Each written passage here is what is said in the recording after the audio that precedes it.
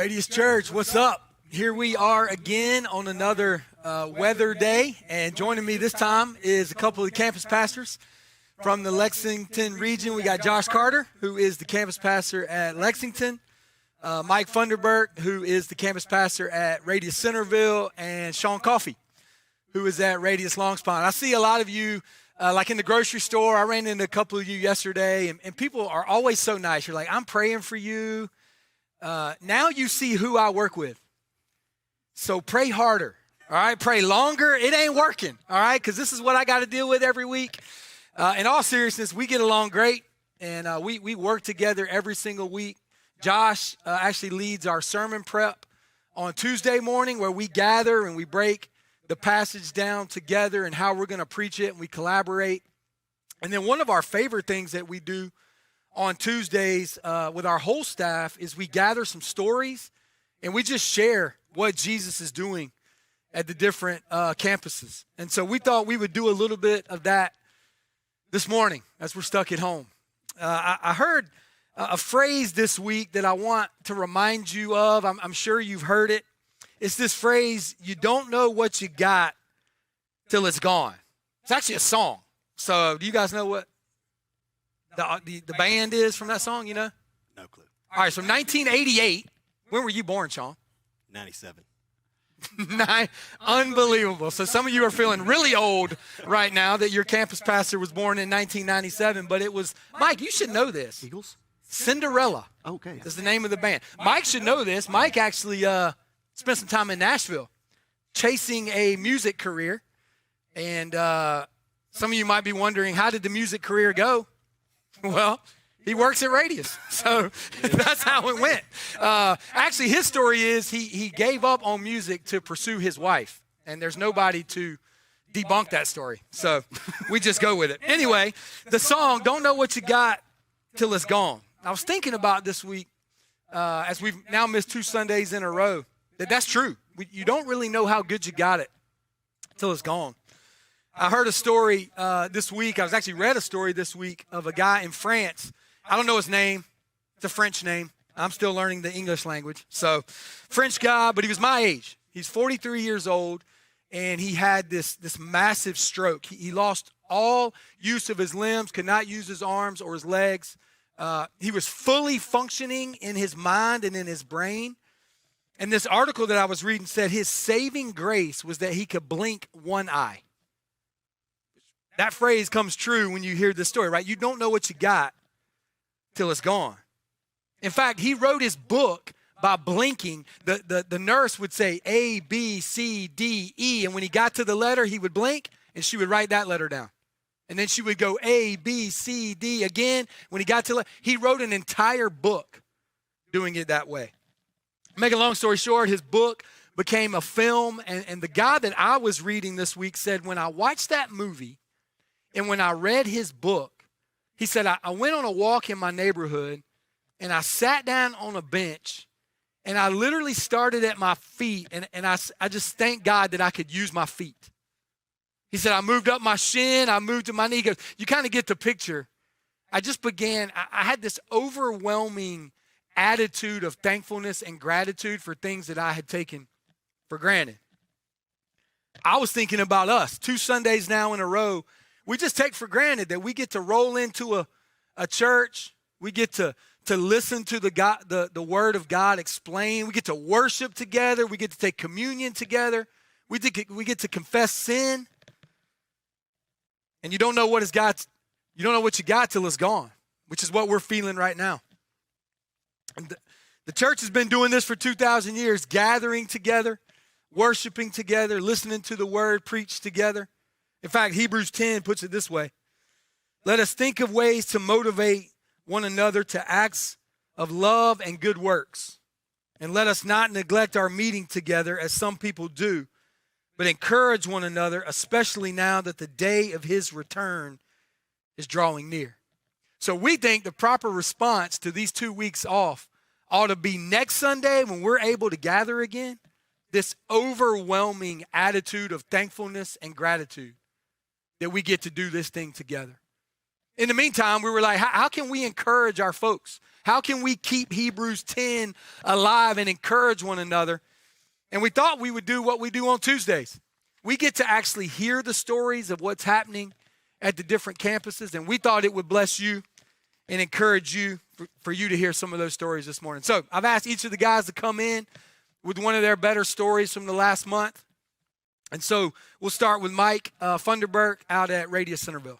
Yeah, lots of cool stories over the last few months, but there's one that really sticks out to me, and her name is Summer. She actually moved here from Northern California. She grew up in Northern California, 7th generation Mormon, super devout. She even learned Portuguese, like another language. She moved to Portugal for 18 months to try to convert people to the Mormon faith, and super involved with women's ministry, super involved with kids and youth ministry. Never had any questions until COVID hit.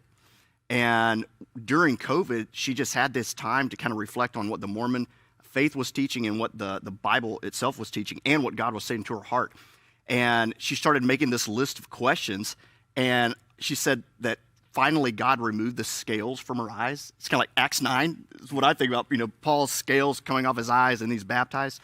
It's like this going from spiritual blindness into this like divine revelation because she's in God's word and he's revealing himself to her. And she said it was like seeing color for the first time. And I think when she said that right before she was baptized, it just floored all of us. We've never really thought about it like that. So a few years go by, she starts meeting Christian women in her radius that start influencing her. And she starts realizing, she had a phrase, something like, they knew Jesus in a way that she didn't. And she thought, man, I'm from God's only church, being the Mormon church. And she says, but I don't know Jesus like they do. And so over the next few years, she believed the gospel. But it really impacted her relationships. And so she lost a lot of close relationships. It's even impacted her marriage. Her husband, who was there and very supportive that Sunday she was baptized, he's still in the Mormon faith. And so they're learning to navigate that now within their marriage. But she says God has really blessed her with more Christian, biblical relationships. It's super cool. And I can't help but think, she had this phrase too. She said, Jesus has radically changed my life. And I immediately think of Romans 1, where Paul's like, I'm not ashamed of the gospel because the gospel is the power of God unto salvation for everybody who believes. And so when she was up there sharing right before she was baptized, that's the thought that came into mind. Like, this is still true today and we're seeing it lived out. Yeah, that was actually our baptism day where everybody at Radius had baptisms. And so I was able to travel and kind of bounce and get to Lexington and get to Long Pond and when she said that line at Centerville about color, it was like seeing color for the first time. That's the best sermon that's been preached at Centerville in a long time. To see the life change and to see her whole family gathered there. I actually got to know her son. He works at one of our local drive-thrus that I frequent a lot. So I got to know the family that way, but super cool, which is why we do it, right? Just to see folks in our radius meet Jesus and have their lives change. So I left from Centerville that day and was able to bounce over to Lexington, and we heard great baptism stories here, but I think the one Josh has for us today is a little bit different as it relates to generosity. Yeah, we had some incredible baptism stories right to start off the year. It was so much fun, and we could probably tell hundreds of stories of generosity too. But one that just stood out to me this past week, especially on a week where we didn't get to gather as the church, and I love gathering, I love worship, I love fellowship, and so I was missing it a good bit. And like you said, in that verse in Hebrews where it says, don't forsake gathering together. I hate it when the church can't gather. But this really stood out to me when this story was shared with me earlier this week. And it's that the church is less a place that we come, and it's more about a people that we are. And so this past week, because of your generosity, because of Give Hope, things that we do around here at Radius, I had one of our partners that called us up. Somebody had come into her office, and she found out that this person was without heat. In fact, she had been heating her house with her stove. You can imagine just how cold she would be on a morning like this morning.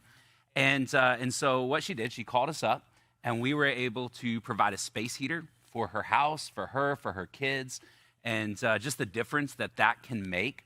But this was really, really cool. I'm sure that lady's thankful. But afterwards, after she got off work, she texts me back and she says to me, a lot of eyes are on Radius because we just act like the church is called to act. We live with our hands open, and we serve the people that are coming in where we live, where we work, where we play. That's who God's called us to be, and so it's a lot of fun to get to hear stories like that and be reminded we are the church, and then come back ready to celebrate that.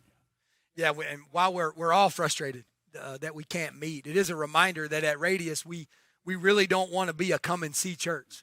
We want to be a go and tell, where when you leave on Sunday, regardless of who's preaching, you leave motivated and challenged and encouraged and equipped to go be the pastor or the priest in your Radius. And then it's super fun for us to gather and hear those stories shared, which is what our staff gets to participate in every Tuesday. So I left Lexington. I actually think I went to Long Pond first, and Sean had a fantastic story there. I mean, just multiple stories where you're really trying not to cry, right? Or you're trying not to let everybody see you cry, or at least I was. So I stood at the back. I snuck in to the back of Long Pond and was able to hear a couple of stories, but there was one that was personal to Sean that stood out that I asked him to share. Yes, probably one of my favorite stories, not just from Long Pond the past year, but probably my whole life. So when I first started coming to Radius, I was like 19 years old, and I was coaching football at the time. I quit, like when I got out of high school, immediately what I did is I started teaching and coaching. And so I was teaching and coaching, going to Radius, and I was learning a whole lot in that season. And during that time, there was a young man that started coming to White Knoll. He moved from a different town because of circumstances in his life. And when he got there, he needed a ride home after football practice. So I just started taking him home. And it was this cool thing where I was in discipleship relationships with guys, and we'd talk about something, and I would just take what I learned, and whatever I had learned with those guys, I would share it in the car with him. And we did that afternoon after afternoon, and I felt like he wasn't listening to a single thing that I said the whole time, one ear and out the other. Time goes on, and eventually he graduates from high school. We kind of disconnect, and I didn't hear from him for years. My life circumstances change. I go from teaching and coaching to coming on full-time on staff here at Radius. I was out there with you doing student ministry at Radius Centerville, and then the opportunity came about to go and play at Long Pond. So we go and we play at Radius Long Pond. It was like the first or second Sunday, and I remember I was getting a cup of coffee, and I see this young man that I coached in football. He comes walking in the door. it's like one of those moments where you kind of pause. You can't believe it. He's walking towards me. And he comes and he started coming every single week. And eventually, I can't remember what the sermon was, but it was one that just really got to him. And said, man, let's you and I go have breakfast. So we started sitting down, having breakfast together. Make a long story short, he gives his life to the Lord. And about a year ago, we were able to baptize him. But the story doesn't stop right there. It keeps going. About 6 months ago, he started praying for his dad, or he had been praying for his dad. And it's this cool moment. Like, this young man, he was my domino. Then he made his dad his domino.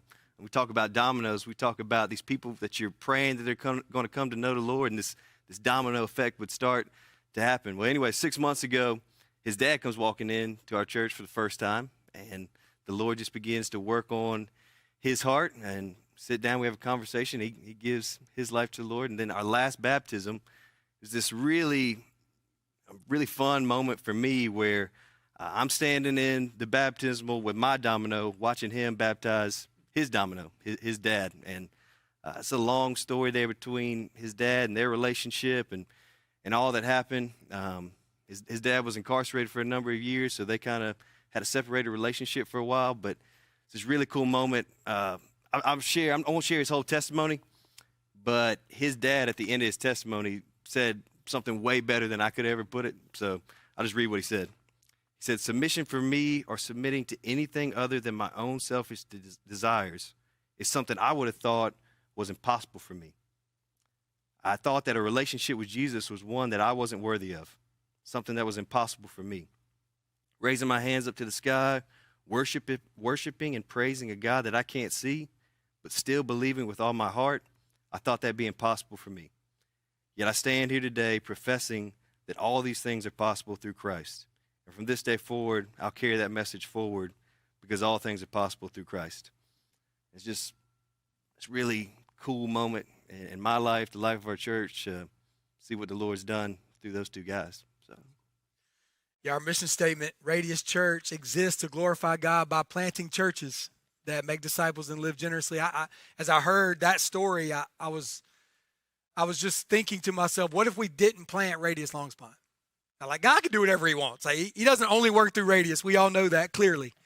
But it's why we plant churches, so that these different areas of our state can hear about Jesus, can meet Jesus, and completely have their lives transformed by Jesus. So we hope Hebrews 10 came alive for you a little bit this morning in a time where we couldn't gather together, but you were encouraged that maybe even as the verse says, we would spur you on, motivate one another to acts of love and good works, that you would have your head up and your eyes up in your Radius. We typically end these with a couple of things for you to do, maybe with your family, maybe you're by yourself. You could journal this or talk about with your family. And so we got a couple of them for you this morning. Number one, as you hear these stories of life change, who can you pray for in your Radius that needs to know Jesus? So right now, maybe you're sitting with your family, you got your 9-year-old there. They stopped paying attention a long time ago. But you can rein this thing back in. Who's somebody in their class that maybe they've just noticed is going through a hard time or is far from Jesus? And you could stop right now, and as a family, you could pray for your domino. If you don't have a domino, next Sunday when you come back to your campus, you can pick one of those up. But who is that name that you know needs Jesus? Maybe they're in your family. Maybe they're at your work. Maybe they're in your class. Maybe they're on your sports team. But you would take some time right now to pray for them. Number two, as we talk about this phrase, you don't know what you got till it's gone. What are some things that you've taken for granted that you hadn't thanked God for recently? And you could stop right now this morning and as a family or even by yourself, you could pray. You could thank God for, maybe it's the breath in your lungs. It's the ability to wake up, to run, to laugh, to move. Just the things that you've taken for granted. I tell you what would be really cool is if there's some people sitting in your living room right now that you've taken for granted, it'd be really cool for them to hear you pray out loud, thanking God for them. So if you're 9, 10, 11 years old, you pray for your parents. Thank the Lord for the parents that he has given you.